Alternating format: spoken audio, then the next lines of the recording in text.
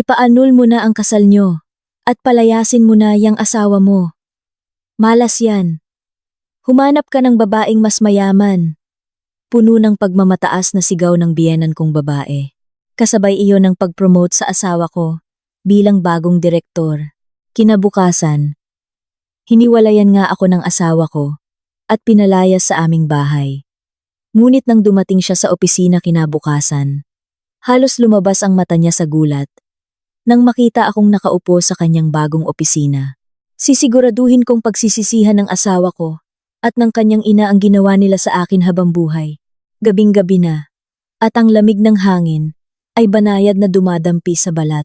Ngunit ang kapaligiran sa loob ng malaking 2 palapag na bahay ni Dante ay tila nag-aalab sa init, puno ng walang tigil na tawanan at pagdiriwang. Ang marangyang tahanan na may matatayog na haligi ay siksikan sa dose-dosenang mga panauhin na nagmula sa iba't ibang sektor, mga negosyante, kasamahan sa trabaho, at maging mga matataas na opisyal ng kumpanyang pinagtatrabahuan ni Dante. Ito ay isang napakahalaga at makasaysayang gabi para kay Dante. Katatanggap lang niya ng kanyang appointment letter bilang bagong-bagong direktor.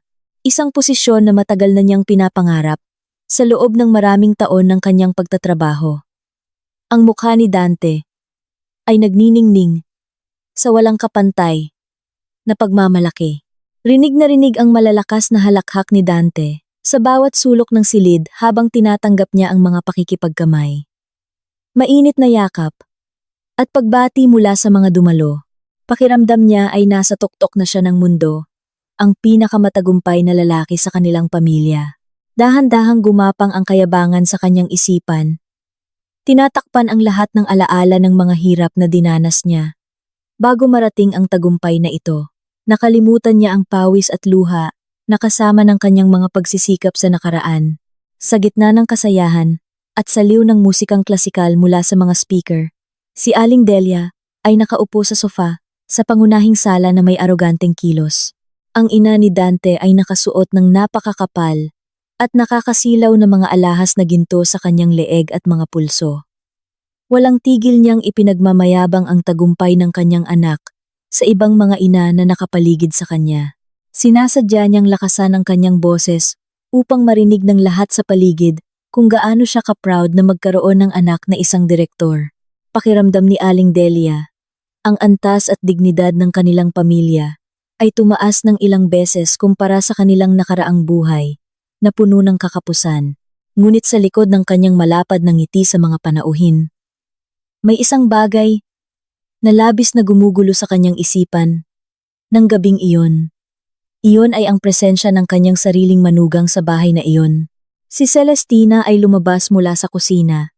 Bitbit ang isang malaking kahoy na tray na puno ng mga baso ng malamig na inumin at iba't ibang pika-pika upang iserve sa mga bisita. Nakasuot siya ng simple, ngunit desenteng bestida. Ang kanyang buhok ay nakatali lang ng maayos. Ang kanyang mukha ay kalmado at payapa, tulad ng dati.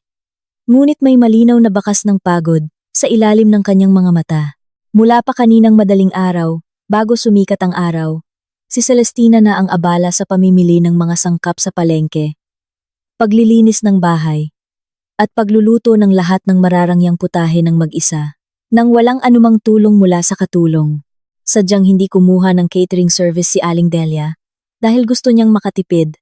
Ngunit, kasabay nito, hinihiling niya na lahat ng ihahain ay dapat may lasa at kalidad na katumbas ng mga putahe sa mamahaling fine dining restaurant. Hindi kailanman nagreklamo si Celestina. Ginawa niya ang lahat ng utos ng kanyang biyenan nang may buong pagsunod dahil nais niyang igalang ang masayang araw ng kanyang pinakamamahal na asawa. Nang lumapit si Celestina sa mesang gawa sa marmol, kung saan nagkakatipon si Aling Delia at ang kanyang mga kaibigan, isang matalim at mapanuyang tingin ang agad na ipinukol sa kanya ng matandang babae. Pinagmasdan ni Aling Delia ang hitsura ni Celestina, mula ulo hanggang paa na may mapangmatang tingin. Sa mata ni Aling Delia, ang itsura ni Celestina ay palaging masyadong simple, hindi sunod sa uso, at nakakahiya sa pamilya. Nahihiya siya na makita ang asawa ng isang direktor naabala lamang sa paglabas-masok sa kusina na may dalang tray ng pagkain. Sa halip na sumali sa usapan, magtsismisan tungkol sa alahas, negosyo, o mga plano para sa marangyang bakasyon sa ibang bansa, tulad ng ibang mga asawa ng opisyal para kay Aling Delia. Si Celestina ay hindi na nababagay kay Dante na ngayon ay isa ng mahalagang tao at lubos na iginagalang sa kanyang kumpanya. Heto na po ang mga inumin, ma'am, sir. Sana po ay magustuhan ninyo ang mga handa, malumanay na sabi ni Celestina, habang maingat na inilalagay ang mga baso isa-isa sa mesa upang hindi matapon. Suminghal ng malakas si Aling Delia sa sinabi ng kanyang manugang. Tumingin siya sa kanyang mga kaibigan na nagmamasid sa bawat kilos ni Celestina. Ang pagmamataas na nag-uumapaw sa kanyang dibdib ay nagtulak kay Aling Delia na ipakita kung sino ang tunay na may bahay at kung sino ang may kapangyarihan sa lugar na iyon.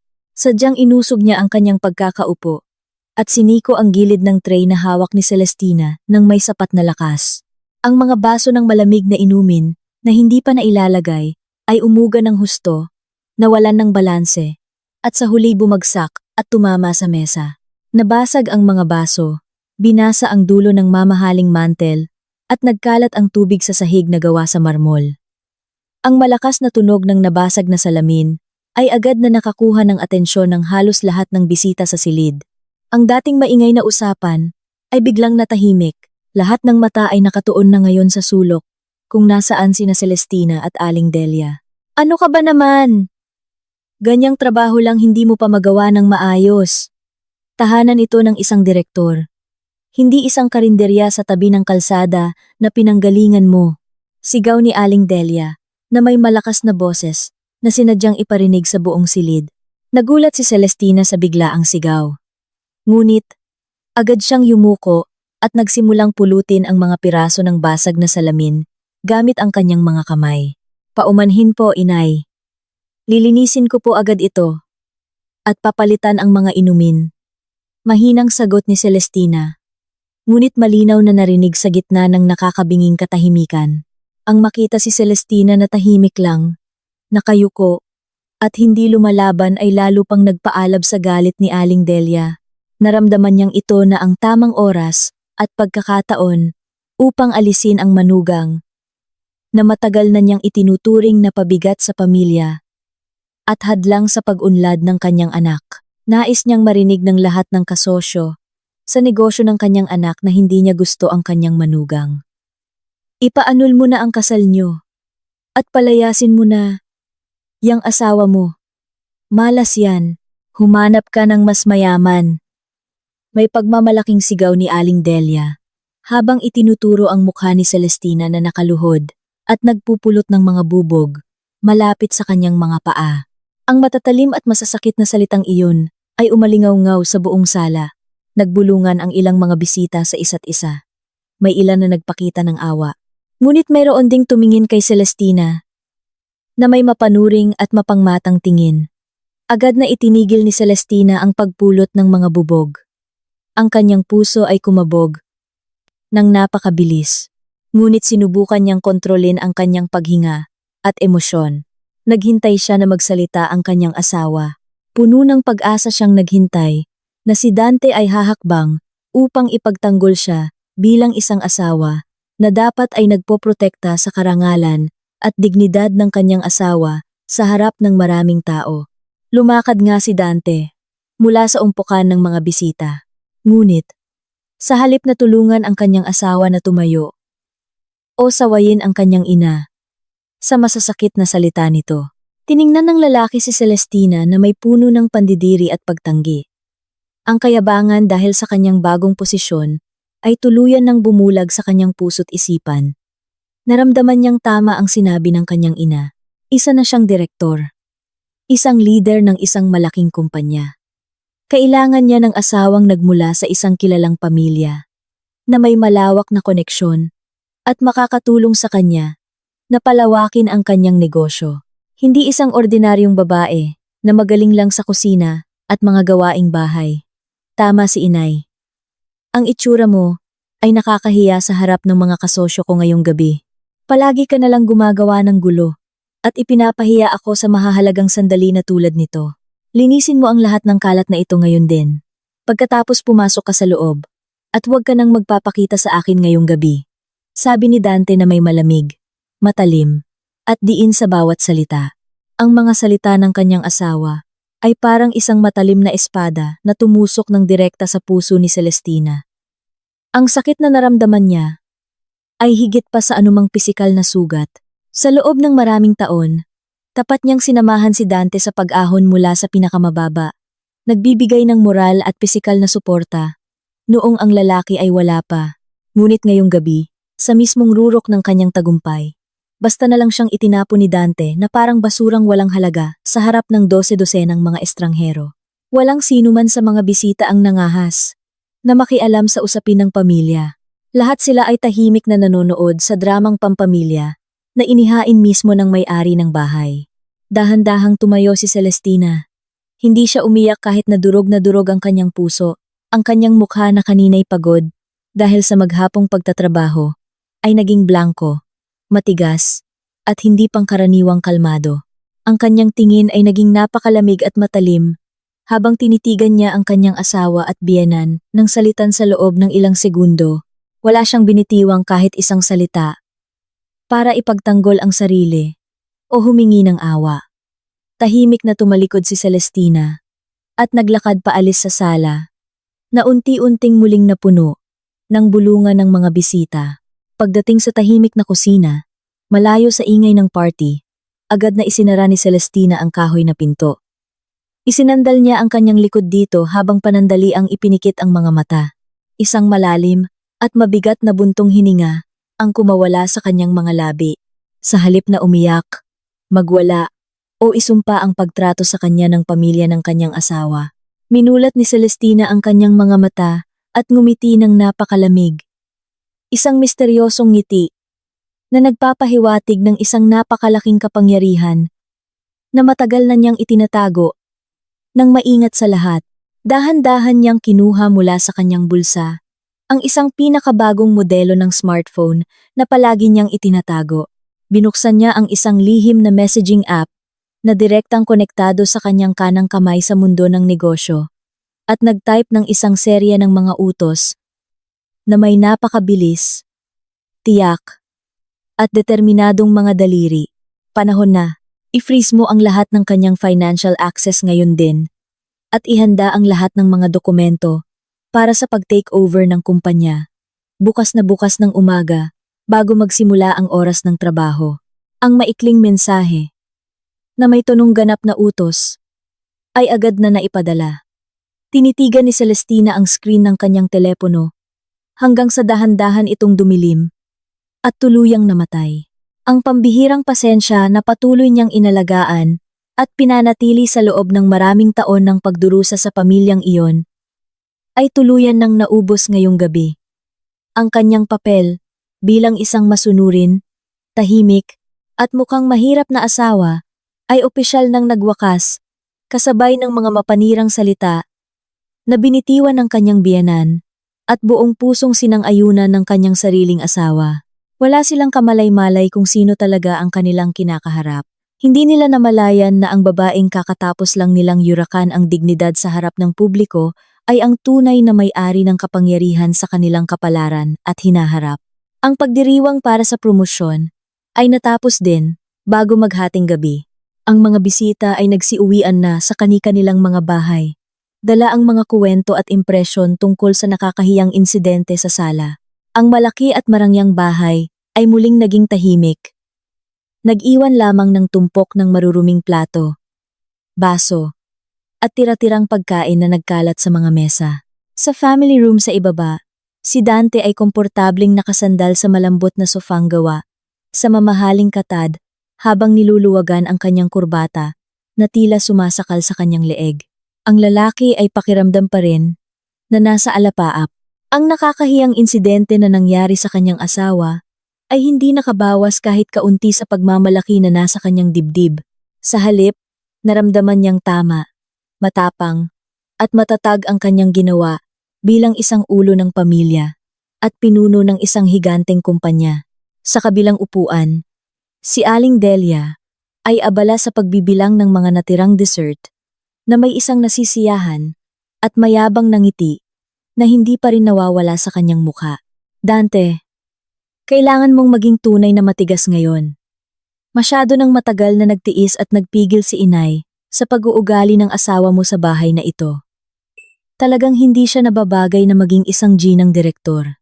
Nakita mo naman ang mga kaibigan mo kanina, di ba? Ang kanilang mga asawa ay lahat napakaganda ng bihis, nakasuot ng mga mamahaling alahas, at napakahusay magsalita tungkol sa negosyo ng may class.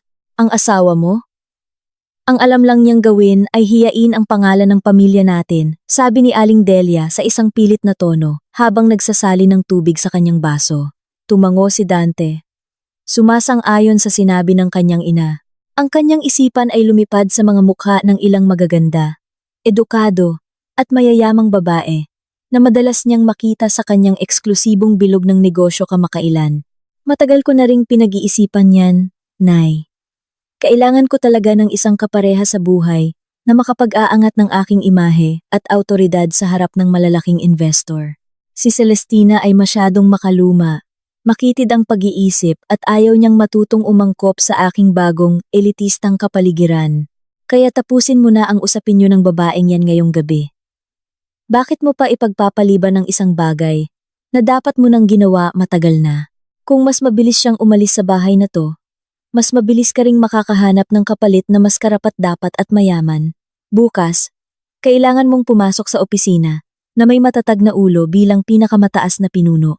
Hindi ka na dapat maabala pa ng usapin ng mahirap na babaeng iyon na malas. Giit ni Aling Delia, na may mga matang kumikinang sa panlilinlang.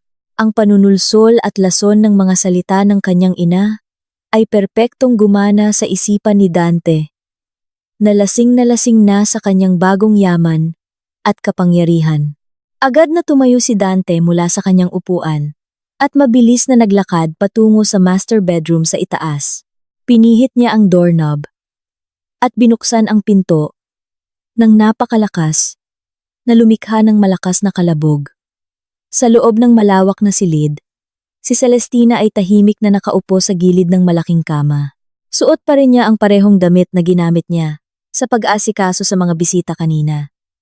Ang kanyang buhok ay maayos pa ring nakatali, walang ni isang bagahe na nakahanda, walang iyak ng kalungkutan na maririnig, walang mga gamit na nakakalat sa sahig.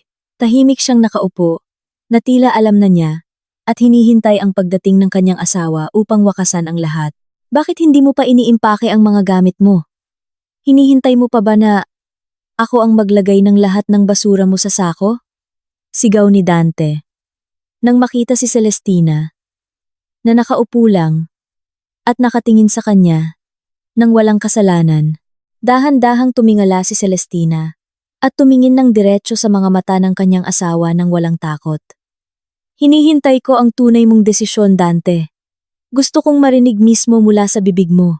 Hindi yung mga salitang sinabi mo lang para pasayahin ang nanay mo sa harap ng mga kasamahan mo kanina. Napatawa ng mapakla si Dante sa hamon ng kanyang asawa. Nakahawak siya sa kanyang baywang at tinitigan si Celestina na may tinging mapanghamak at puno ng poot. Gusto mong marinig ang katotohanan? Sige, pakinggan mo to ng mabuti at buksan mo ang mga tainga mo. Simula sa sandaling ito, hindi na kita asawa. Lumayas ka sa bahay na to. Dalhin mo lahat ng mga basurang dala mo mula sa probinsya. Maghiwalay na tayo ngayong gabi. At asahan mong ipapaanul ko ang kasal natin. Huwag na huwag kang umasa. Nababawiin ko ang sinabi ko o tatanggapin ka ulit. Ang mga salita ng paghihiwalay ay sinabi ni Dante ng napakalinaw, matatag at walang bahid ng pag-aalinlangan sa kanyang puso. Nakaramdam si Dante ng malaking ginhawa at kapangyarihan dahil sa wakas ay naalis na niya ang taong palagi niyang itinuturing na hadlang sa kanyang daan patungo sa tagumpay. Pakiramdam niya ay hindi na niya kailangan ang presensya ni Celestina sa kanyang buhay. Dahil para sa kanya, nasa kanya na ang lahat ng pinapangarap niya. Isang napakalaking buwan ng sahod, ang pinakamataas na posisyon sa kumpanya, at isang katayuang panlipunan na iginagalang ng maraming mahahalagang tao. Sige, iimpake ko na ang mga gamit ko.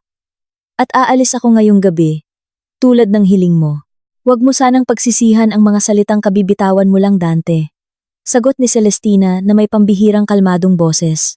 Ang katahimikan ni Celestina ay, sa hindi maipaliwanag na dahilan, nagdulot ng kakaibang pakiramdam kay Dante. Ngunit mabilis niyang iwinaksi ang damdaming iyon. Naglakad siya patungo sa malaking aparador sa sulok ng silid. Binuksan niya ito at kinuha ang isang katamtamang laking maleta na nasa ilalim. Hindi niya kinuha o ginalaw man lang ang mga mamahaling damit na bigay ni Dante. Kinuha niya lamang ang kanyang mga lumang damit na dala niya bago pa man sila ikasal. Isinama rin niya ang ilan sa kanyang mga paboritong libro sa bag. Hindi siya kumuha ng anumang alahas o mamahaling gamit mula sa mga kahon sa silid. Ang ugali ni Celestina na hindi umiiyak nang malakas o nagmamakaawa sa ilalim ng kanyang mga paa ay bahagyang kumirot sa amor propyo ni Dante. Inaasahan niya talaga na si Celestina ay iiyak at magmamakaawa na bawiin niya ang kanyang desisyon. Ngunit, ang babaeng nasa harapan niya ay nanatiling matatag na may buong dignidad. Matapos maisara ang zipper ng maleta, hinila ni Celestina ang hawakan nito at tahimik na lumabas ng silid. Pagbaba niya ng hagdan, at pagdating sa sala, naghihintay na sa kanya si Aling Delia na may malapad na ngiti ng tagumpay sa kanyang muka. Mabuti naman. At natauhan ka na rin sa wakas. Huwag ka nang mangarap na tumapak ulit dito. Masyadong marangya at malinis ang bahay na ito para sa isang mahirap na tulad mo. Mapait na sabi ni Aling Delia, habang dahan-dahang dumadaan sa harap niya si Celestina. Sa labas ng bahay, biglang bumagsak ang malakas na ulan. Ang mga kulog ay sunod-sunod na gumuhit sa kalangitan. Ang ulan ay bumuhos, na tila ibinubuhos ng langit, ang lahat ng tubig nito ng sabay-sabay. Malakas ang ihip ng hangin, na nagpapalamig sa paligid. Si Dante ay sumunod at sumandal sa hamba ng pinto. Nakakrus ang mga braso sa dibdib. Pinapanood ang bawat kilos ni Celestina, habang papalapit sa gate. Sige, magpakabasa ka sa ulan sa kalsada. Huwag kang umasa na magiging mabait ako at ipapahiram ang sasakyan para ihatid ka, may panunuyang sabi ni Dante. Agad na huminto si Celestina, bago pa man makalabas ng gate, lumingon siya. Tinitigang mabuti ang mukha ng kanyang dating asawa at dating biyenan sa huling pagkakataon bilang bahagi ng mapanlinlang na pamilyang iyon. Ang kanyang tingin ay nanatiling malamig, blanko, at hindi mahuhulaan. Itinaas niya ang kanyang kamay upang ayusin ang dulo ng kanyang damit, na bahagyang tinangay ng malakas na hangin. Mahigpit na hinawakan ang hawakan ng kanyang maleta, at matatag na humakbang upang suungin ang napakalakas na ulan sa labas. Agad na tumagos ang lamig sa kanyang balat at buto, habang ang malakas na patak ng ulan ay mabilis na bumasa sa kanyang damit. Ngunit, kakaiba, hindi tumakbo si Celestina para maghanap ng masisilungan.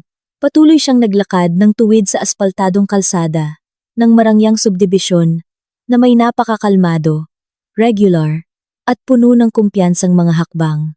Ilang kapitbahay sa elitistang subdivision na hindi patulog dahil sa ingay ng kulog ang sumilip mula sa kanilang mga bintana. Lahat sila ay nagulat nang makita si Celestina na mag-isang naglalakad sa gitna ng malakas na ulan habang hila-hila ang isang maleta. Ang marangyang subdibisyon ay napakatahimik sa gabi at walang anumang pampublikong sasakyan ang pinapayagang pumasok sa ganoong oras, lalo na sa masamang panahon.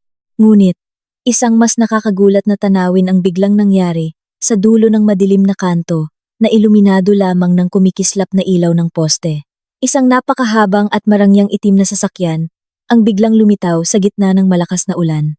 Ang mamahaling sasakyan, na karaniwang ginagamit lamang ng mga matataas na opisyal ng gobyerno o mga may-ari ng malalaking kumpanya, ay dahan-dahang umandar at huminto ng napakakinis sa tabi mismo ni Celestina.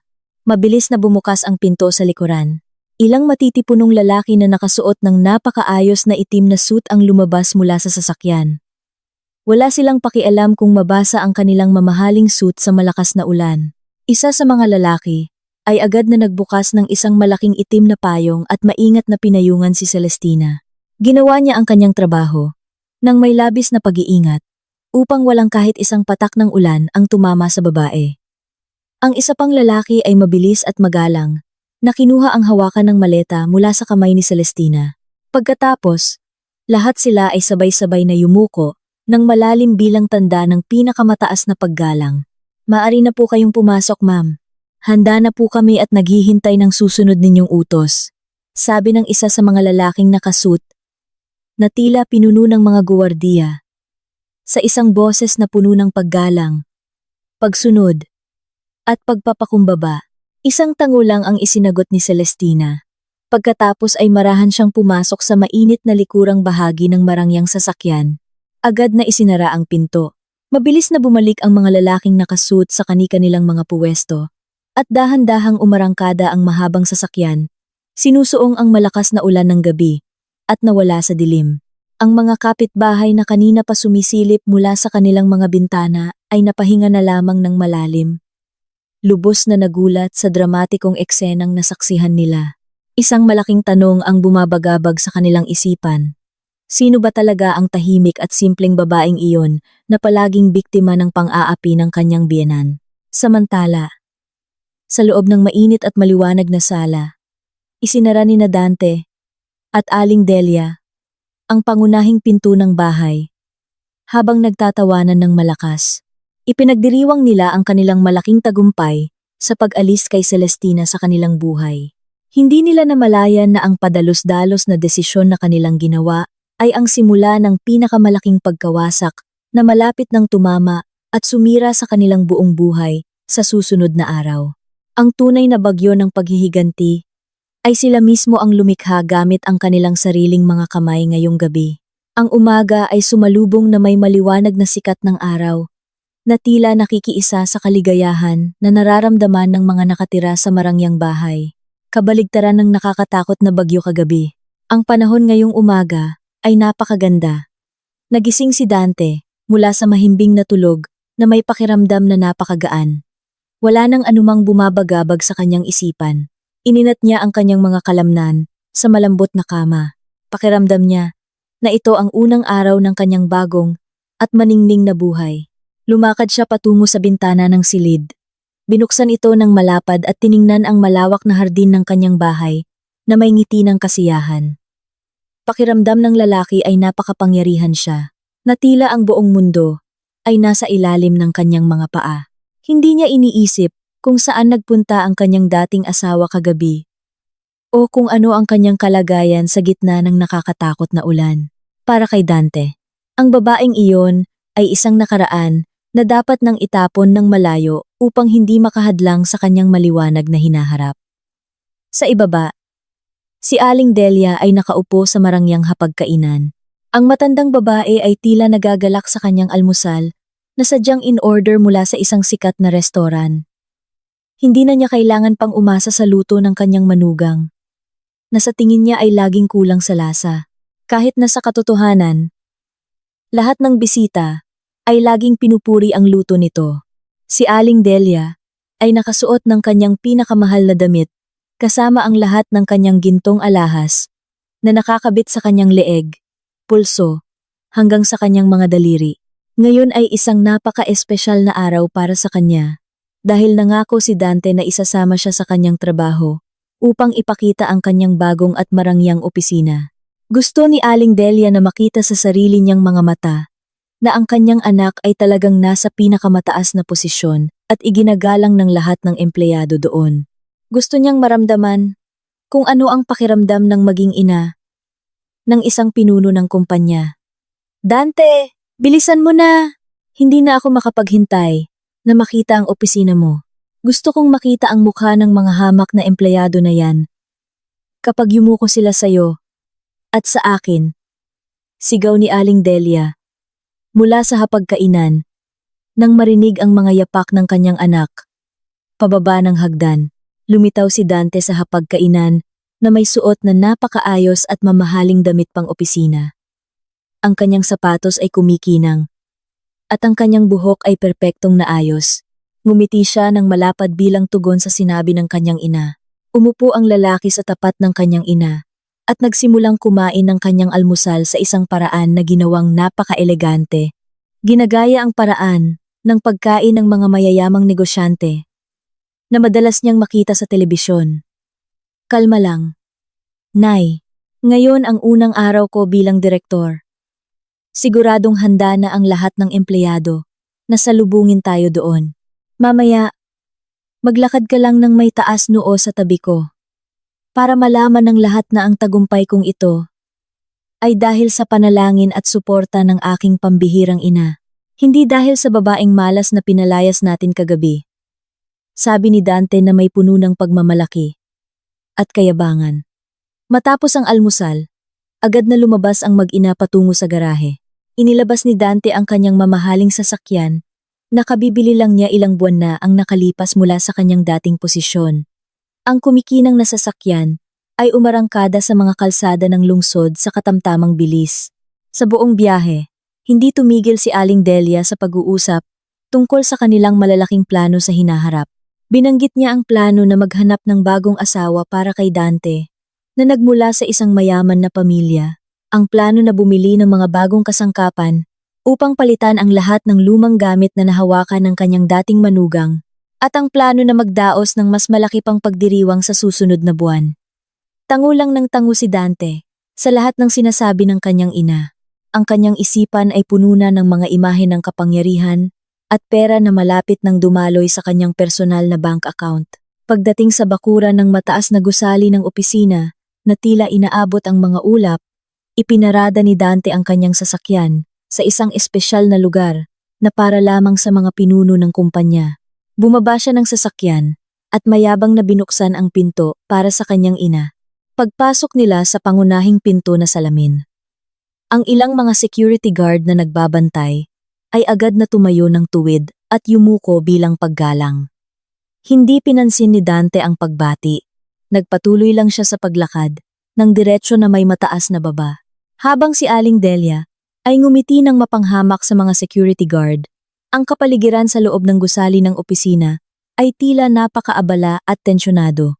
Ang mga empleyado ay naglalakad nang mabilis dala-dala ang iba't ibang mahahalagang dokumento. Ang kanilang mga mukha ay mukhang balisa at seryoso. Walang sinuman ang nangahas na mag-relax o mag-usap. Napansin ito ni Dante at nakaramdam siya ng malaking pagmamalaki.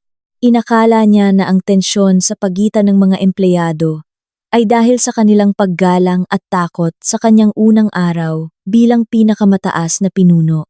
Naramdaman niya na ang kanyang awtoridad ay nasakop na ang buong gusali, kahit bago pa man siya umupo sa kanyang trono. Dinala ni Dante ang kanyang ina sa isang espesyal na silid na matatagpuan sa pinakamataas na palapag. Ang silid ay napakalawak. May isang mesa na gawa sa piling kahoy na nara. Isang napakalambot na upuang gawa sa katad. Malalaking bintanang salamin na nagpapakita ng tanawin ng lungsod mula sa itaas. At isang napakagarang waiting area para sa mga bisita. Agad na nilibot ni Aling Delia ang silid na may nagniningning na mga mata sa pagkamangha.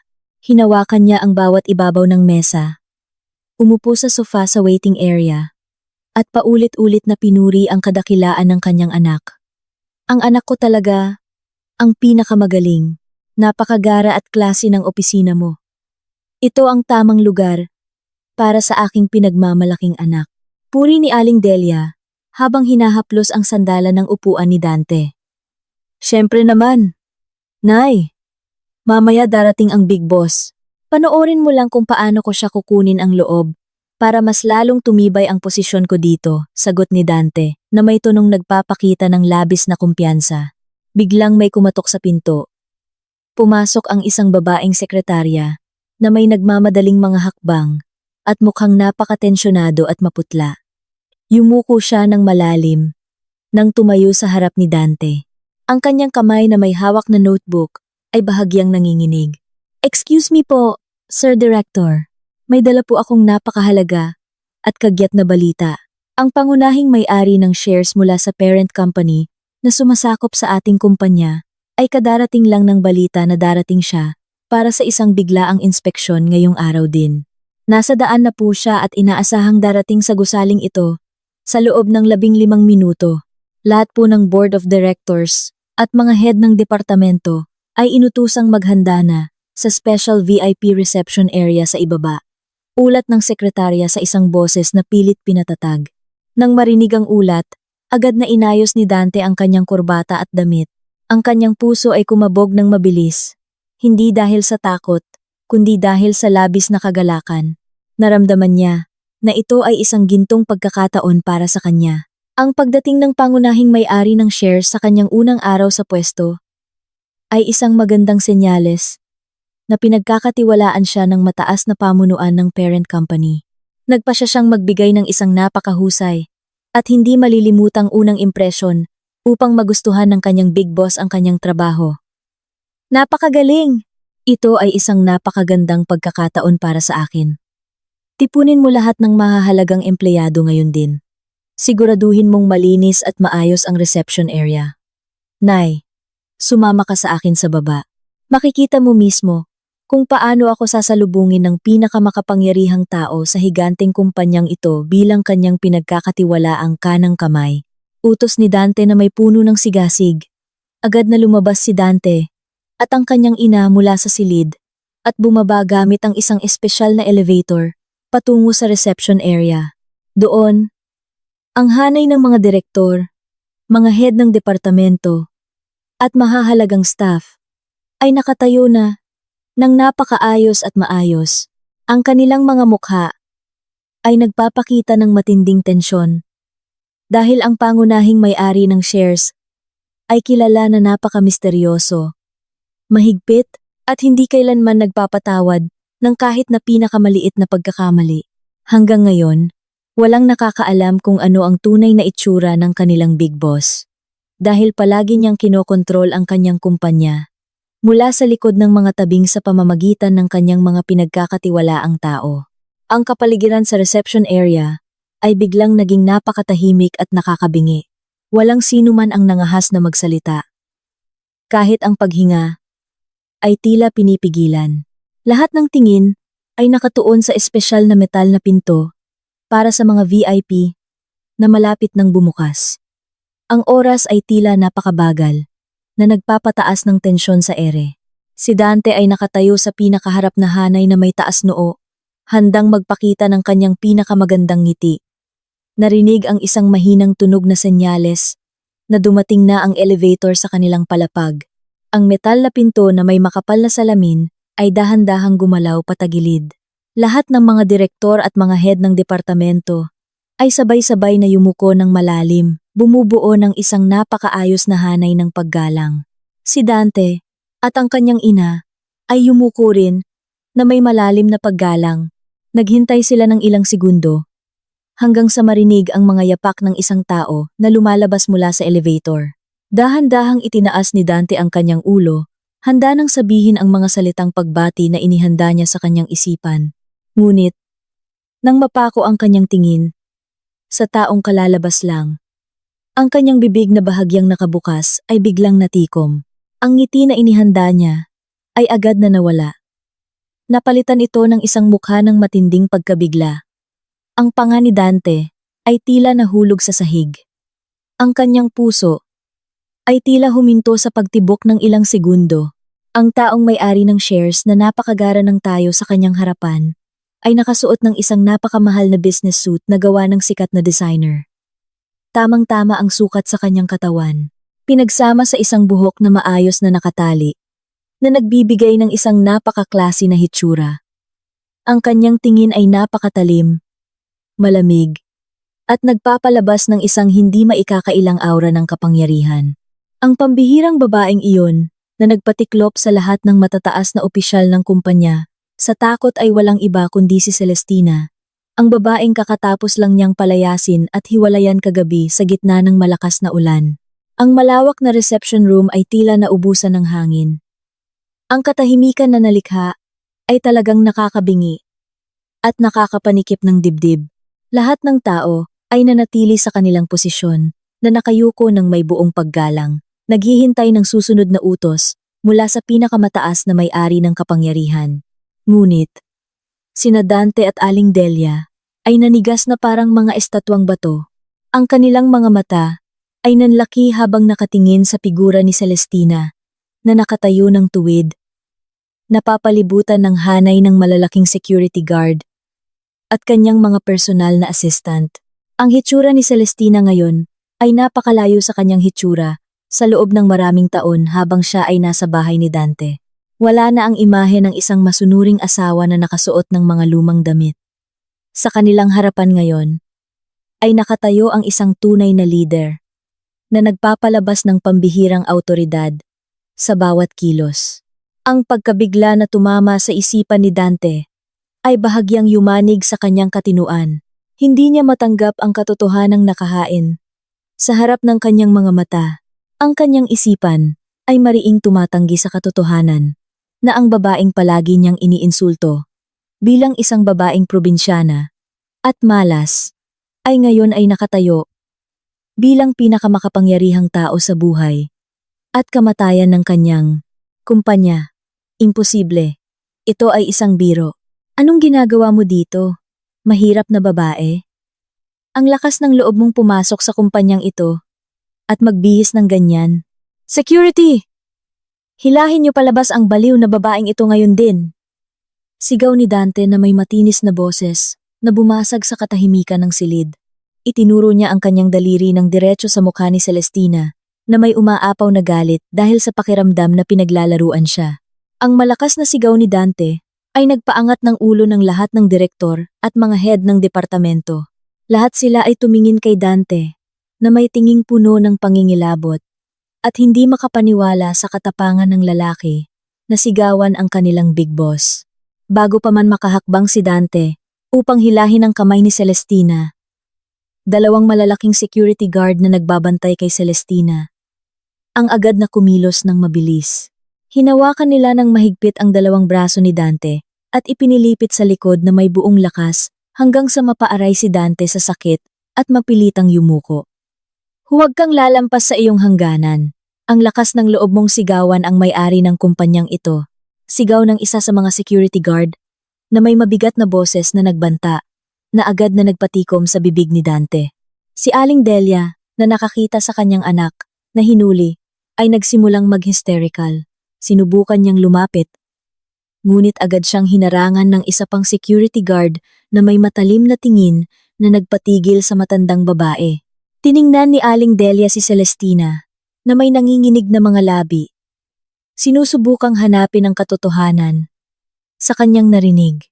Ngunit, ang mukha ni Celestina ay nanatiling kasing lamig ng yelo. Hindi man lang nag-react si Celestina sa sigaw ng kanyang dating asawa. Hindi siya nagalit, pero hindi rin siya ngumiti. Ikinumpas niya lang ang kanyang kamay. Nagbibigay ng senyas sa mga security guard na hawakan ang lalaki nang hindi na siya sinasaktan pa.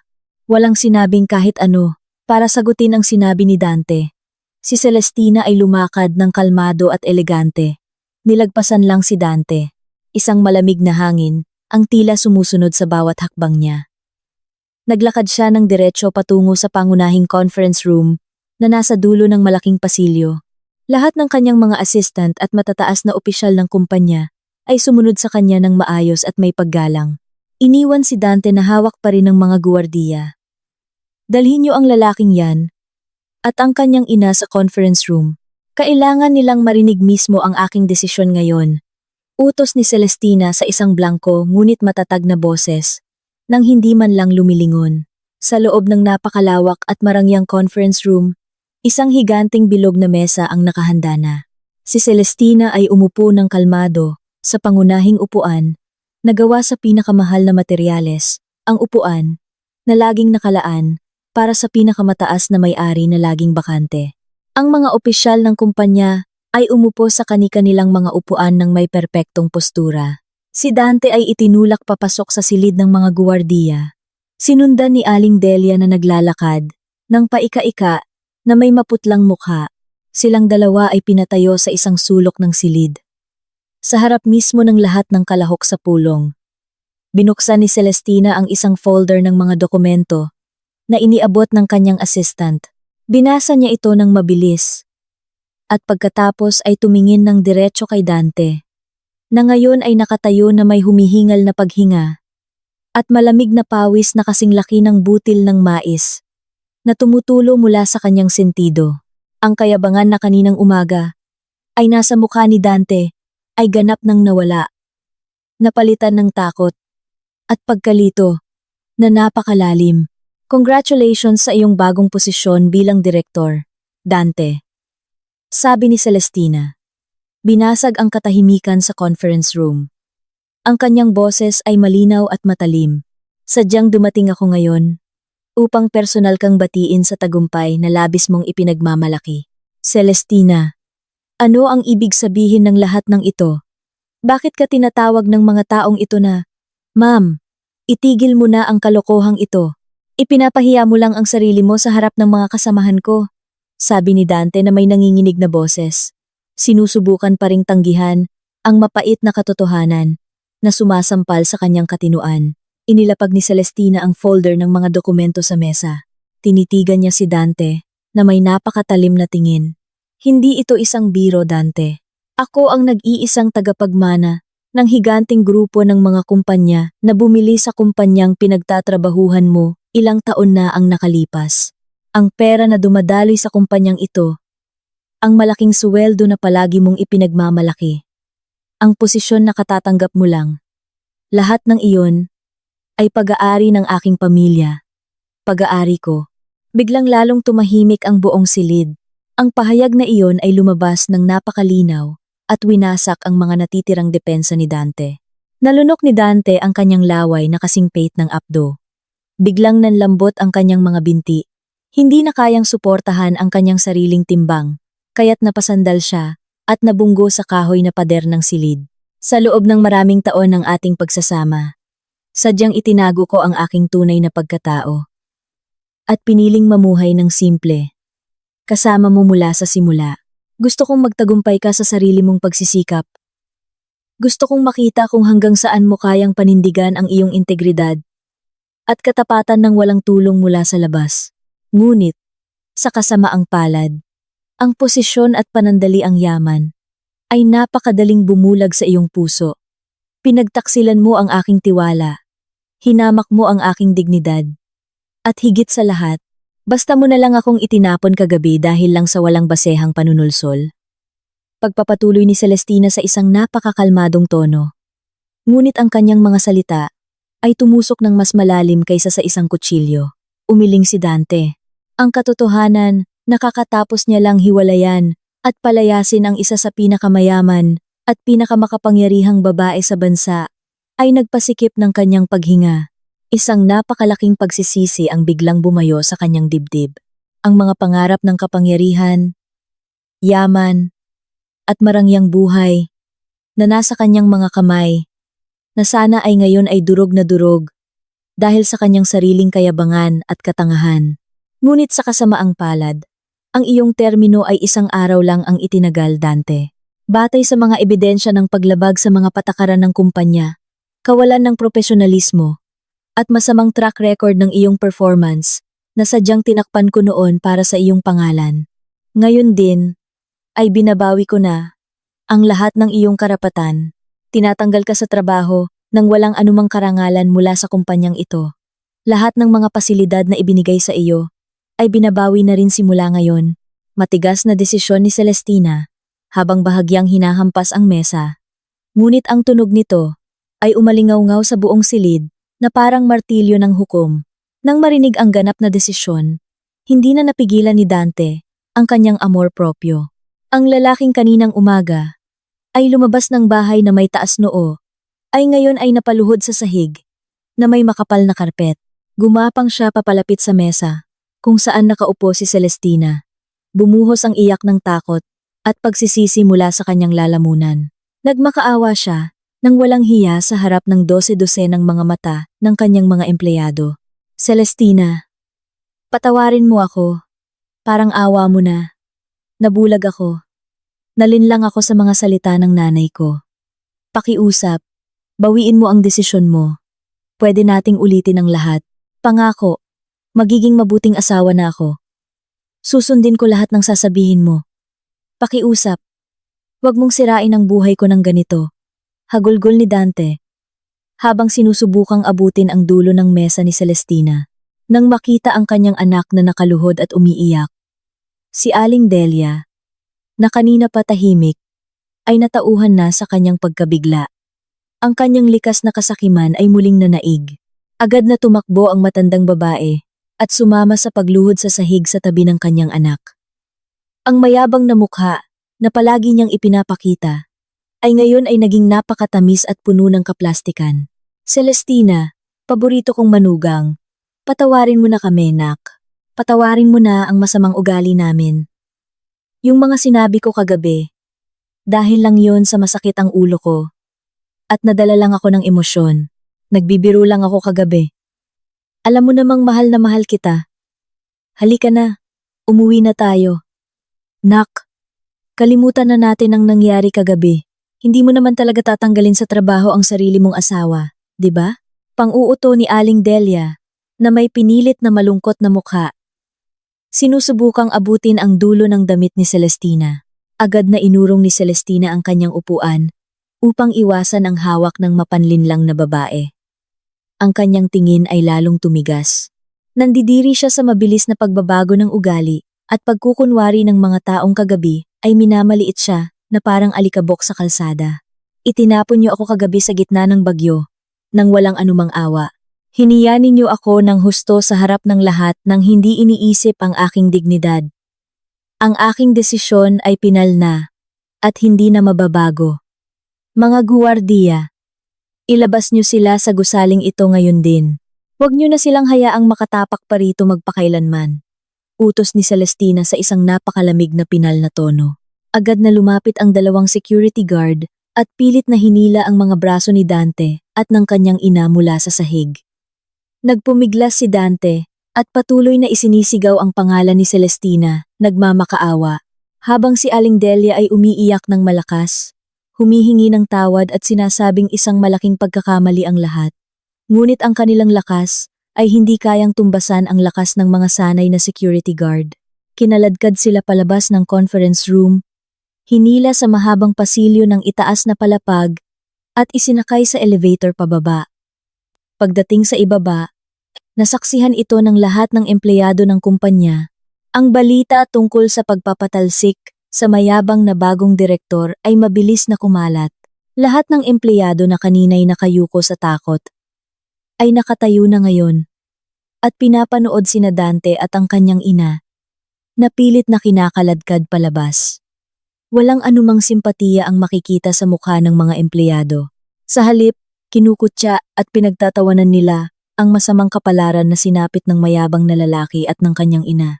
Ang lalaking kaninang umaga ay pumasok, na may taas noo na parang isang hari, ay ngayon ay itinapon palabas ng gusali, na parang isang tumpok ng basurang walang silbi, bumagsak sa semento, sa ilalim ng nakakapasong sikat ng araw, na sumunog sa kanyang balat, at sa lahat ng kanyang mga pangarap. Ang katawan ni Dante ay bumagsak ng malakas sa magaspang na semento. Ang nakakapasong sikat ng araw ay direktang sumunog sa kanyang balat. Sa tabi niya, si Aling Delia ay bumagsak din habang umuungol sa sakit. Hawak ang kanyang balakang at mga tuhod na tumama sa semento. Daan-daang mga mata mula sa mga taong dumadaan sa lugar ng opisina ang tumingin sa kanila na may pagtataka at pangungutya.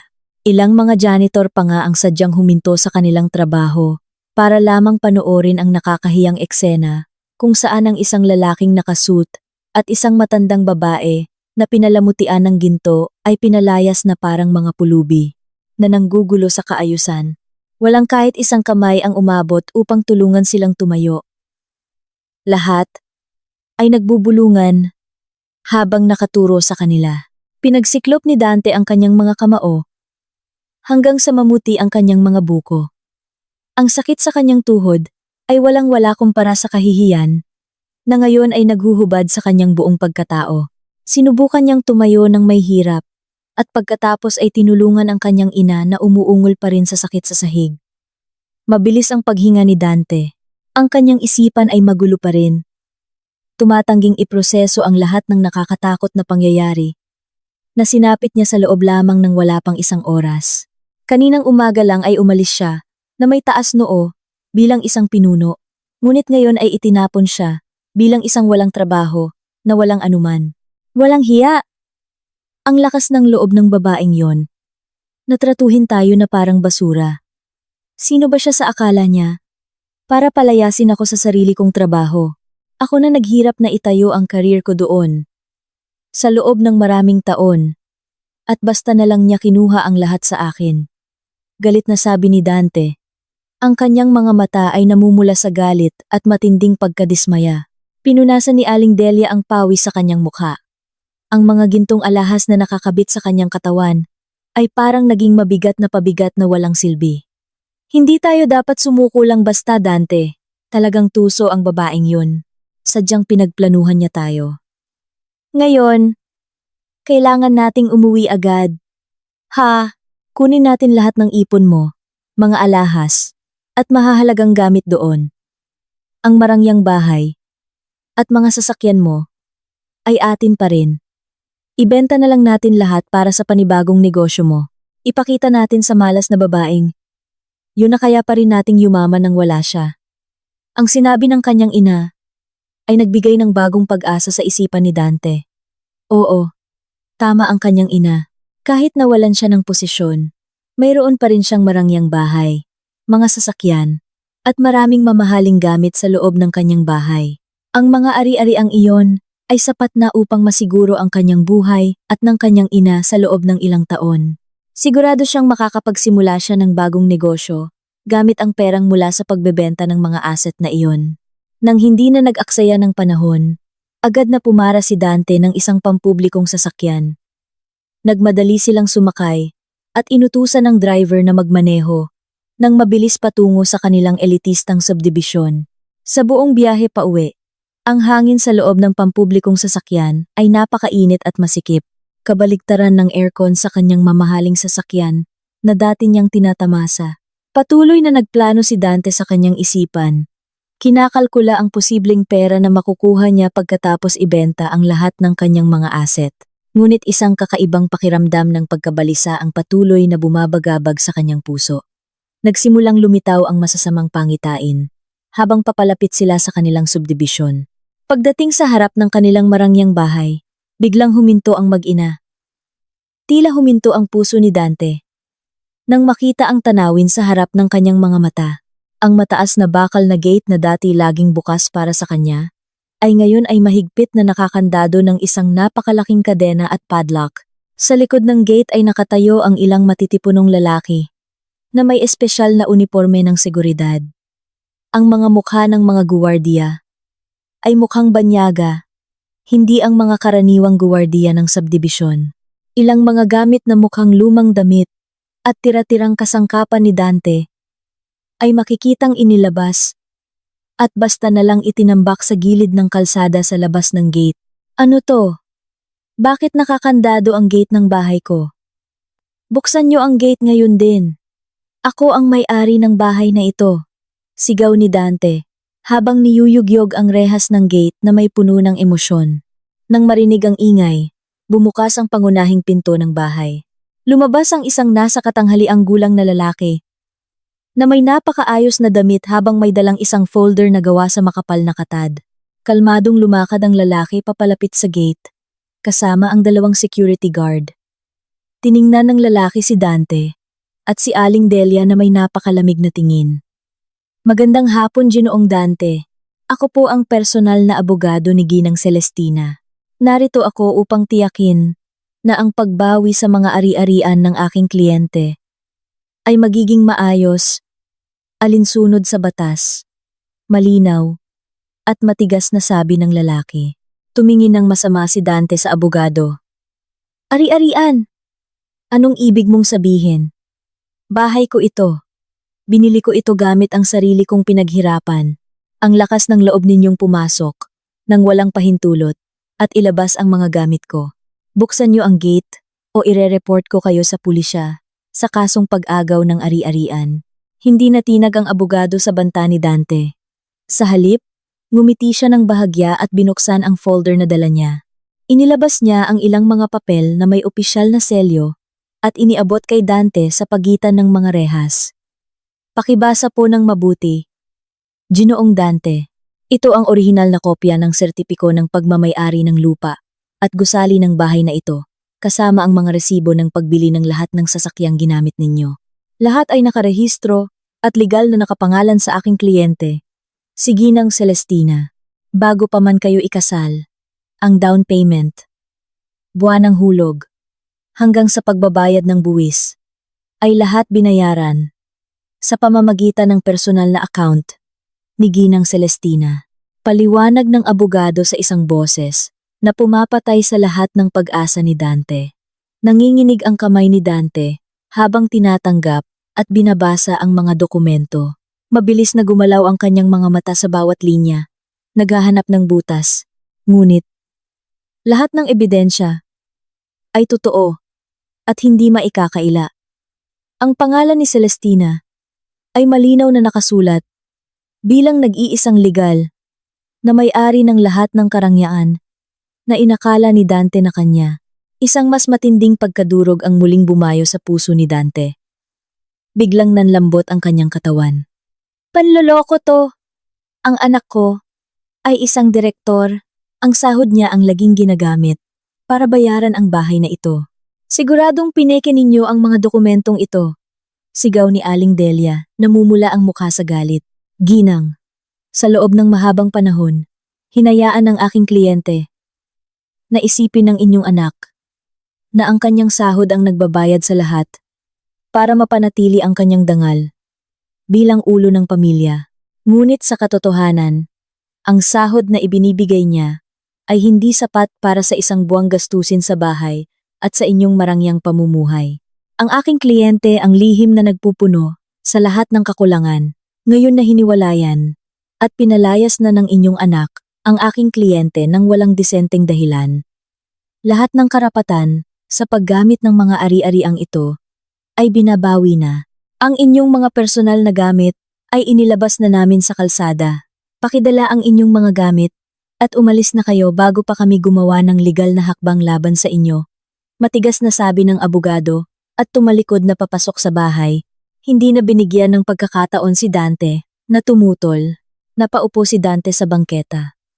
Tinitigan niya ang tumpok ng kanyang mga lumang gamit na nagkalat sa lupa. Walang pera, walang sasakyan, walang bahay na masisilungan. Sa isang iglap, gumuho ang kanyang marangyang buhay. Siya at ang kanyang ina ay nahulog mula sa ikapitong langit diretso sa pinakamalalim na bangin ng kahirapan. Ang araw ay nagsimulang lumubog sa kanluran, nagpapalabas ng kulay kahel na sinag na tumatama sa pagod na mukha ni na Dante at Aling Delia. Sila ay naglalakad ng mabigat sa bangketa ng highway. Hila ni Dante ang dalawang maleta na naglalaman ng mga natirang damit nila, na naisalba mula sa tumpok ng mga gamit na itinapon sa labas ng gate.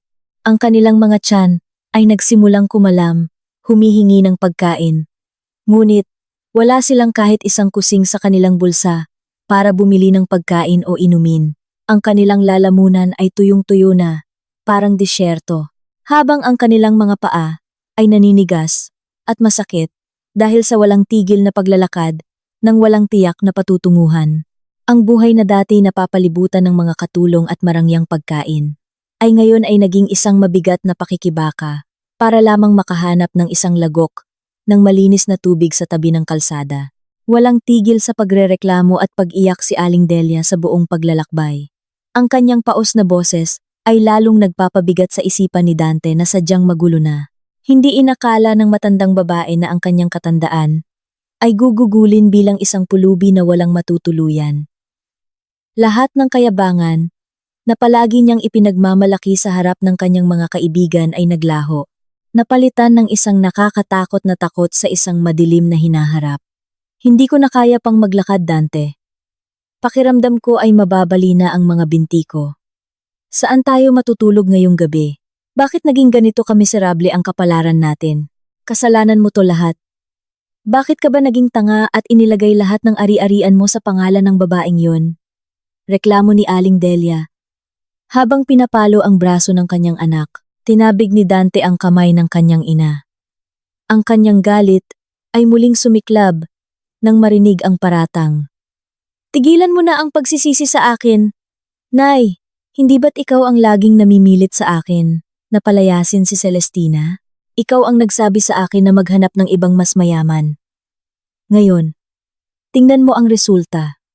Wasak na wasak tayo dahil sa sarili mong kasakiman. Ganti ni Dante na may mataas na tono. Inilabas ang lahat ng kanyang sama ng loob. Nang marinig ang pagtatalo, biglang huminto sa pag-iyak si Aling Delia. Nanlaki ang kanyang mga mata, na tila nakahanap ng isang solusyon sa gitna ng kadiliman. Hinawakan niya ng mahigpit ang balikat ng kanyang anak. Babaeng mayaman. Oo, tama ka. Nariyan pa si Brenda.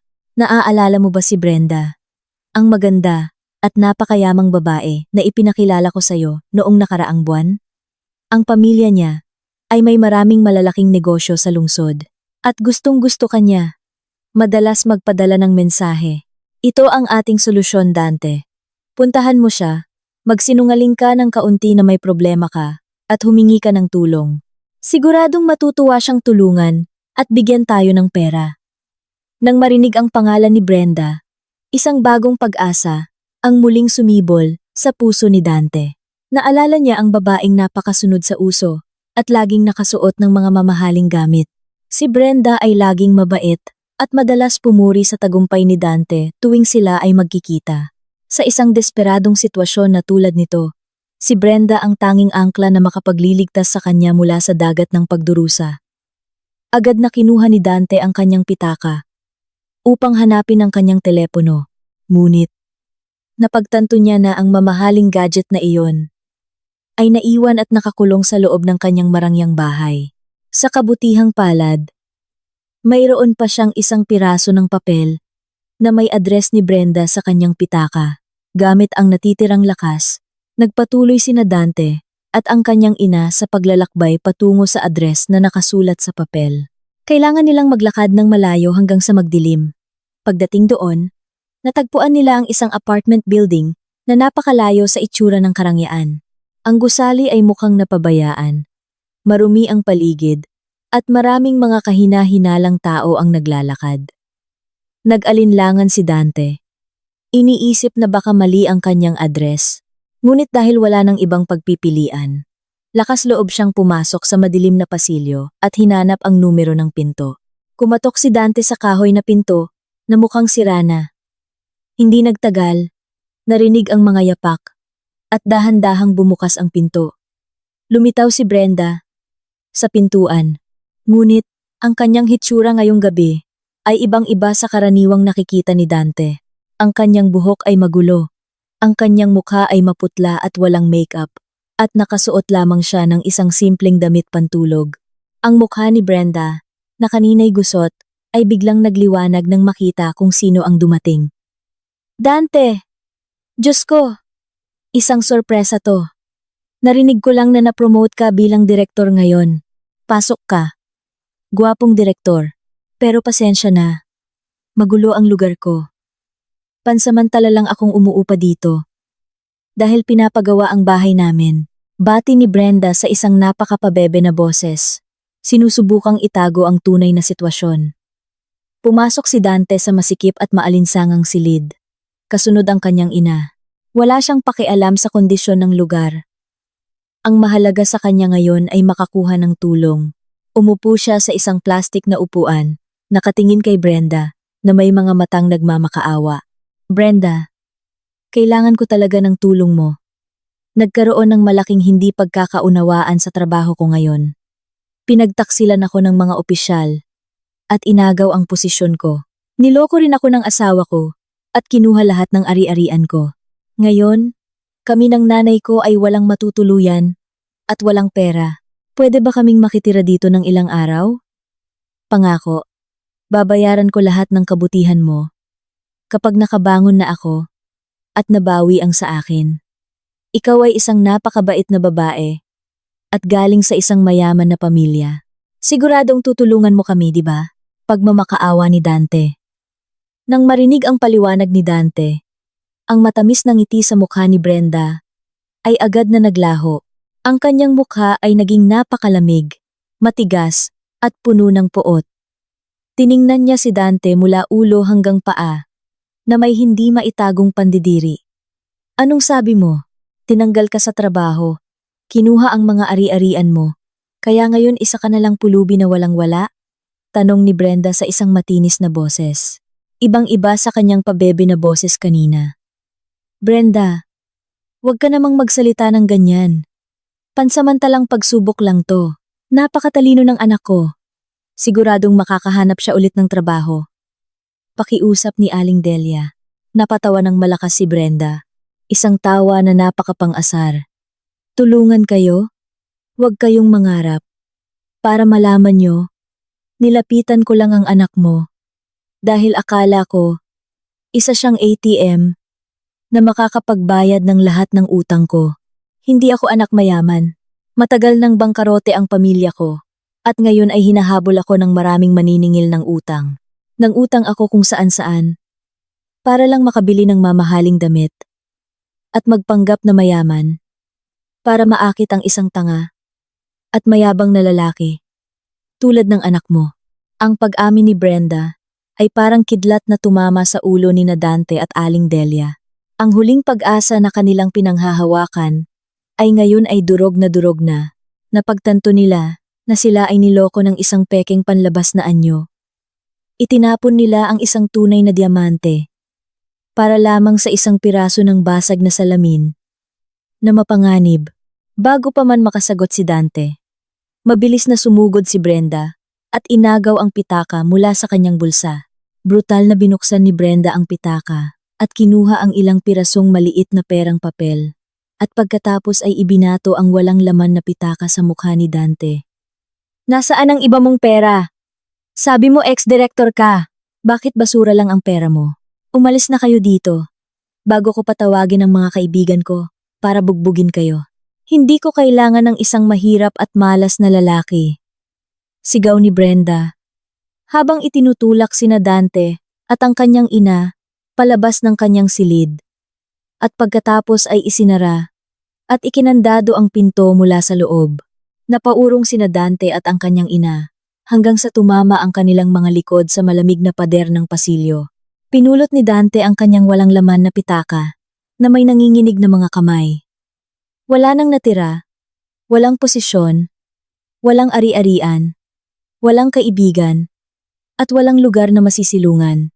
Naglakad sila palayo sa gusali, pabalik sa mga kalsada ng gabi. Dinala sila ng kanilang mga paa sa isang malaki at mataong intersection. Si Dante at ang kanyang ina ay umupo sa maruming bangketa. Tinitiis ang malamig na hangin ng gabi. Dahil sa gutom at pagod, nagsimulang manlabo ang kanilang paningin. Doon, aksidenteng nakita ni Dante ang isang napakaliwanag na ilaw mula sa isang skyscraper sa kabilang kalsada. Isang higanteng electronic billboard sa dingding ng gusali ang nagpapalabas ng isang balita. Ipinakita sa malaking screen ang isang mukha na kilalang-kilala ni Dante. Si Celestina, ang babae ay mukhang napakaganda at may awtoridad.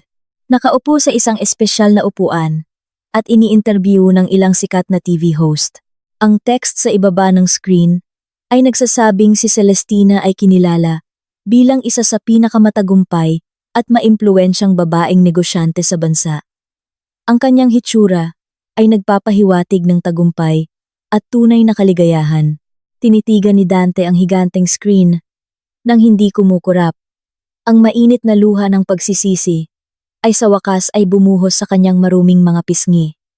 Ang kanyang dibdib ay sumikip na parang dinadaganan ng isang malaking bato.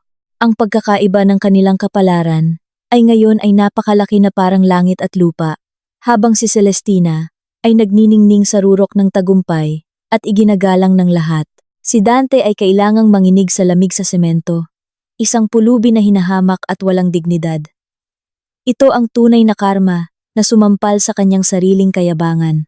Ang mga sumunod na araw ay parang isang mahabang bangungot para kina Dante at Aling Delia. Matapos magpagalagala sa kalsada at ibenta ang natitirang relo na naiwan, sa wakas ay nakarenta sila ng isang napakaliit at maruming kwarto sa gilid ng lungsod. Ang kwartong iyon ay nasa isang makipot na eskinita. Maalinsangan ang hangin. Ang mga pader ay may mga itim na amag. At ang sahig ay semento lang na may mga butas. Walang malambot na kama, walang aircon, at syempre, walang TV. Natutulog lang sila sa isang manipis na banig. Ang marangyang buhay na laging ipinagmamalaki ni Aling Delia ay tuluyan ng naglaho. Tuwing umaga, kailangang gumising ng maaga si Aling Delia para pumila sa pampublikong banyo. Ang trabahong dati ginagawa ni Celestina ay ngayon ay kailangan na niyang gawin. Madalas sumakit ang kanyang likod at manginig ang kanyang mga tuhod kapag nagbubuhat ng timba ng tubig. Ngunit ang pisikal na sakit ay wala kumpara sa mental na pagpapahirap na natatanggap niya mula sa mga kapitbahay. Ang balita tungkol sa pagpapalayas sa pamilya ng mayabang na ex-direktor ay mabilis na kumalat. Alam ng lahat na ang matandang babae na ngayon ay nakatira sa kanilang eskinita ay ang malupit na biyanan na pinalayas ng kanyang sariling manugang na isa palang bilyonarya. Isang umaga, habang naglalabas si Aling Delia sa pampublikong labahan, sinadyang magtipon ng ilang mga kapitbahay malapit sa kanya. Tiningnan nila si Aling Delia habang nagbubulungan ng malakas. Yumuko si Aling Delia. Sinusubukang balewalain ang mga mapanghamak na tingin. Ang kanyang mga kulubot na kamay ay patuloy sa paglalaba. Umaasang aalis na sila. Tingnan niyo yung ginang mula sa mamahaling subdibisyon. Kawawa naman. Dati ang yabang. Ngayon, nagkukusot ng damit sa maruming lugar na to. Kaya, pag tao ka, huwag kang mayabang. Nakarma tuloy, sabi ng isang matabang babae na nanunuya. Oo nga. Narinig ko siya raw ang namilit sa anak niya na iwanan ang mabait niyang asawa dahil sa kulang sa yaman. Ayun pala. Ang manugang niya ang may-ari ng higanteng kumpanya. Ang tanga ng pamilyang yon. Itinapon ang ginto para sa mga bato. Ngayon, heto sila. Naghihirap, sabi pa ng isa. Nang marinig ang lahat ng iyon, sumikip ang dibdib ni Aling Delia. Umiyak siya ng umiyak. Hindi siya makasagot dahil alam niyang totoo ang lahat. Nagmadali siyang umalis. Tumatakbo pabalik sa kanilang kwarto habang umiiyak. Samantala, si Dante ay naghihirap sa labas. Naglalakad siya sa ilalim ng mainit na araw. Nag-a-apply ng trabaho. Dala ang mga kopya ng kanyang resume. Umaasa siyang may tatanggap sa kanya. Kahit bilang isang ordinaryong staff lang para makabili ng pagkain. Ngunit, paulit-ulit siyang tinatanggihan. Sa isang kumpanya, tiningnan lang ang pangalan niya sa resume. At agad itong ibinalik, paumanhin. Ginoong Dante, hindi ka namin matatanggap. Ang pangalan mo ay nasa blacklist na. Sa buong industriya, walang kumpanyang mangangahas na kumuha ng taong may masamang record at direktang may problema kay Ginang Celestina. Maghanap ka na lang ng trabaho sa ibang industriya, matigas na sabi ng HR. Paulit-ulit siyang tinanggihan. Hanggang sa maghapon. Mabigat ang mga paa ni Dante. Pabalik sa kanilang kwarto. Mukha siyang pagod. Magulo ang buhok. At basang-basa ng pawis ang kanyang damit. Nawawalan na siya ng pag-asa. Napagtanto niya kung gaano kalakas ang kapangyarihan ng kanyang dating asawa na kayang isara ang lahat ng pinto para sa kanya. Pagdating sa kwarto, napahiga na lang siya sa sahig. Minasahe niya ang kanyang ulo na parang sasabog. Sa sulok, umiiyak si Aling Delia. Walang pagkain. Bakit naging ganito ang buhay natin, nak? Ubus na ang bigas natin. Hindi ko na kaya ang mga pangungutya sa labas. Kailangan nating gumawa ng paraan. Puntahan mo ulit si Celestina. Magmakaawa ka kung kailangan. Basta makaalis tayo dito, umiiyak na sabi ni Aling Delia. Si Dante, napagod na sa pisikal at mental, ay nawalan ng pasensya. Tumayo siya. At tiningnan ng ina na may galit. Lahat to dahil sa'yo. Ikaw ang nagsabi sa akin na hiwalayan si Celestina. Ikaw ang sumira sa lahat kung hindi mo lang siya laging hiniya.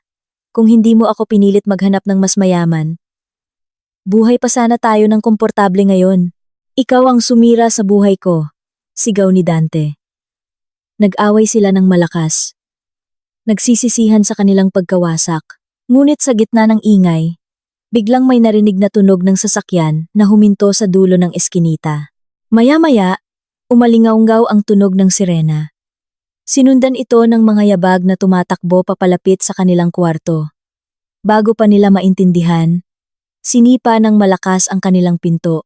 Pumasok ang ilang mga pulis na nakauniporme.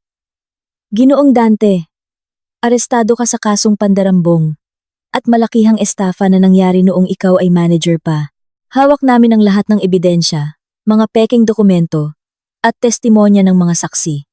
Sumama ka sa amin sa presinto ngayon din. Matigas na sabi ng isang pulis habang pinoposasan si Dante. Nanlaki ang mata ni Dante. Naalala niya ang kasong iyon, isang pagkakamali na ginawa niya noon. Akala niya ay ligtas na siya. Ngunit ngayon niya lang napagtanto, si Celestina pala ang nagligtas sa kanya noon. At ngayon na wala na sila, si Celestina na mismo ang nagbigay ng ebidensya. Nagsisigaw si Aling Delia nang makita ang anak na kinaladkad ng mga pulis. Sinubukan niyang habulin, ngunit pinigilan siya. Hindi na makapagsalita si Dante. Maputla ang kanyang mukha. Kinaladkad siya palabas ng eskinita. Isinakay sa patrol car. At dinala sa malamig na selda. Iniwan ang kanyang ina, na hinimatay sa dumi sa sahig. Ang loob ng selda ng pulisya ay nakakatakot. 3 araw at 3 gabi nang nakakulong si Dante. Ang masikip na selda ay may isang madilim na ilaw. Mabaho at maalinsangan. Si Dante ay nakaupo sa sulok. Payat na payat, balbas sarado. Malayo sa kanyang dating imahe, bilang isang direktor. Sa interogasyon, hinarap siya ng sandamakmak na ebidensya. Lahat ng kanyang pandaraya sa pera ay nakalantad. Walang butas sa batas na magliligtas sa kanya. Kahit ang kanyang abogado ay sumuko na. Ang banta ng maraming taon sa bilangguan ay malinaw na nasa kanyang harapan. Sa kanyang desperasyon, naisip niyang si Celestina lang ang makakapagligtas sa kanya. Nagmamakaawa siya sa mga pulis na payagan siyang makausap si Celestina. Pumayag naman si Celestina. Isang hapon, dinala si Dante sa isang special visitation room. Nakakadena pa rin ang kanyang mga kamay at paa nang umupo siya, naghihintay. Bumukas ang pinto sa kabilang panig. Pumasok si Celestina. Kalmado at elegante.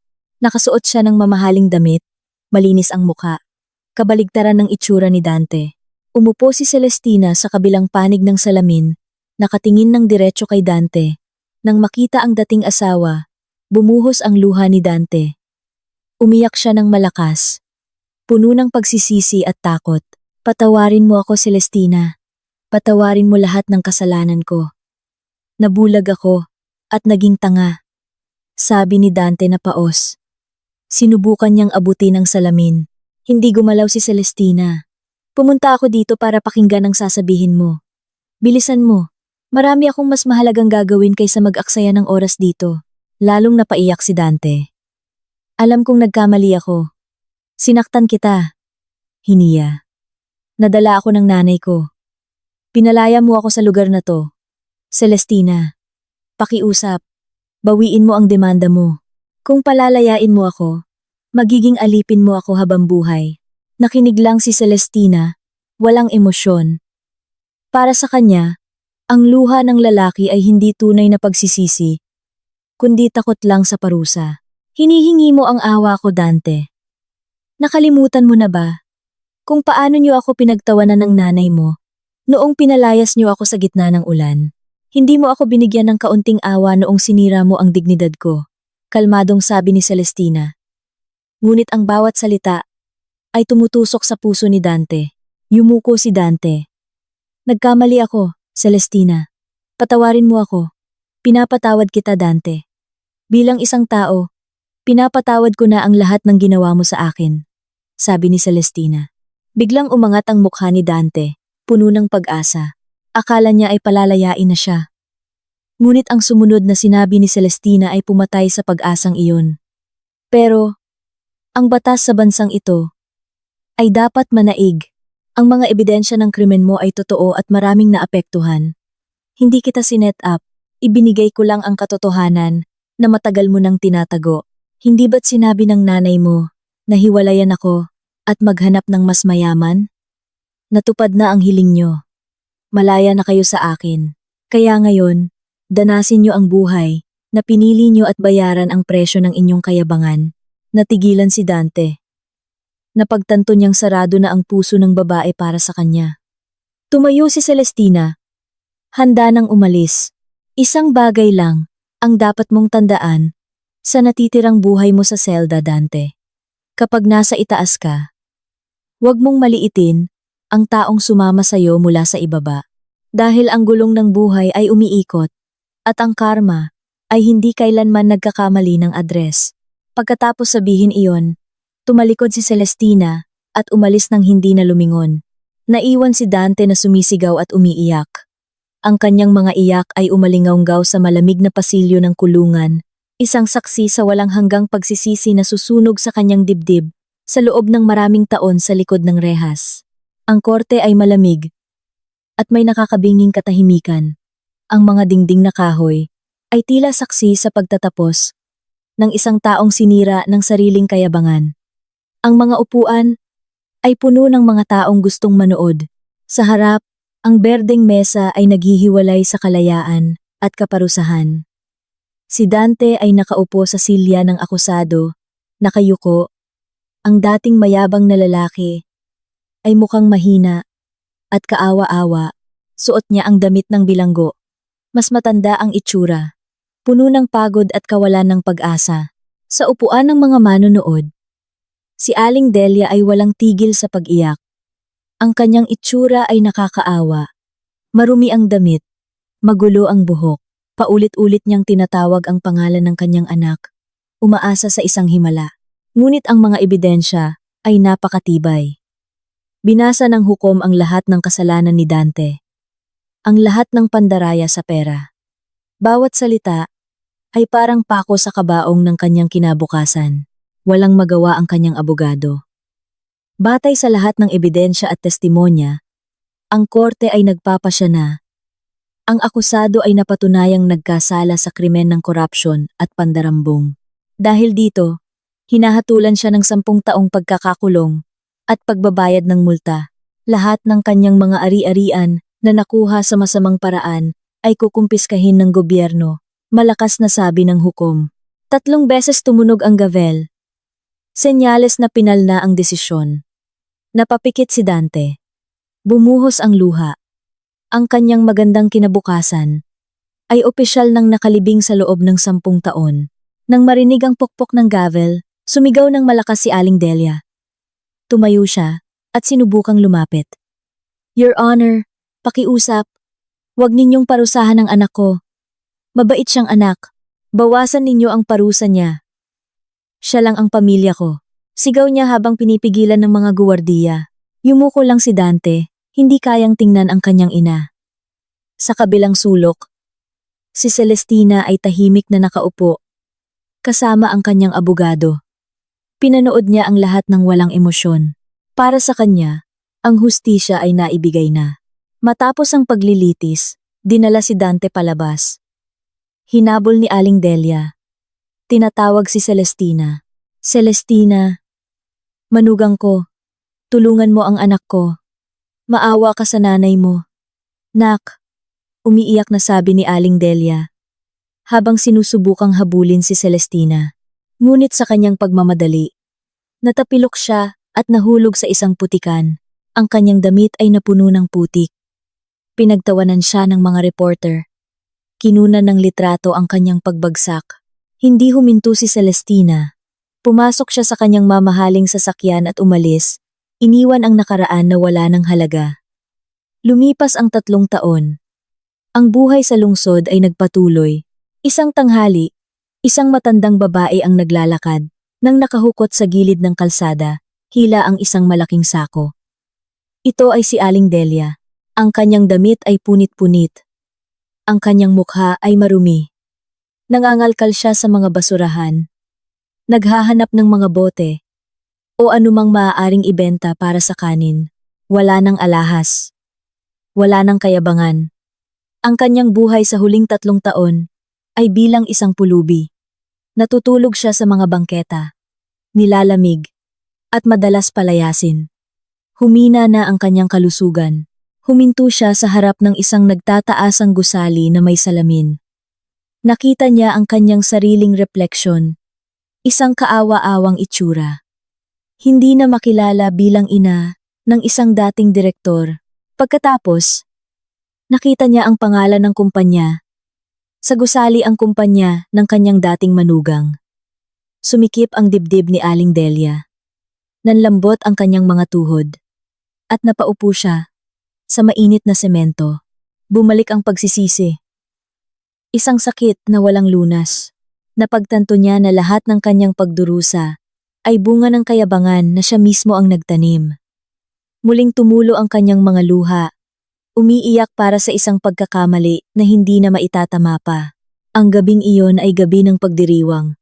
Sa isang marangyang penthouse sa tuktok ng isang skyscraper, ang kapaligiran ay puno ng kagalakan. Ang mga bisita ay mga mahahalagang tao sa mundo ng negosyo. Lahat ay dumating upang bigyang pugay ang anibersaryo ng higanteng kumpanya na pinamumunuan ng isang matatag na babae. Sa gitna ng lahat, si Celestina ang sentro ng atensyon. Napakaganda niya. Suot ang isang eleganteng damit. Wala na ang bakas ng pagod sa kanyang mukha. Ang naroon na lang ay isang tapat na ngiti na nagbibigay kapayapaan. Sa kanyang tabi ay si Gabriel, ang kanyang bagong kasintahan. Isang matagumpay at mabuting lalaki na lubos na sumusuporta sa kanya. Karapat-dapat ka sa lahat ng kaligayahan ngayong gabi, Celestina. Lahat ng ito ay bunga ng iyong katatagan at talino. Malambing na sabi ni Gabriel. Ngumiti si Celestina. Salamat, Gabriel. Dahil sa suporta mo at sa mga aral ng nakaraan, alam ko na ngayon kung sino ang mga tunay na tao sa buhay ko. Natutunan ko na ang tunay na kaligayahan ay hindi maitatayo sa kayabangan.